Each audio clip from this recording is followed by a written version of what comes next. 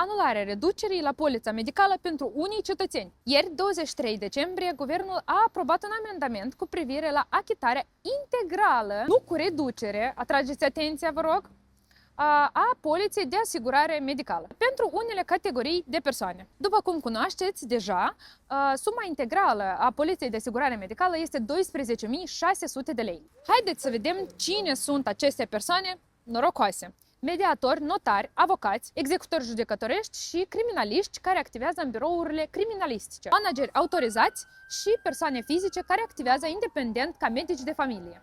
De ce a fost luată această decizie? Scurt și clar, pentru că acești specialiști au salarii mari. Reieșind din asta, aceste persoane își pot achita polița de asigurare medicală integral, deci 12.600 de lei. Reamintim că polița de asigurare medicală, cu reducere, poate fi achitată până pe 31 martie 2026.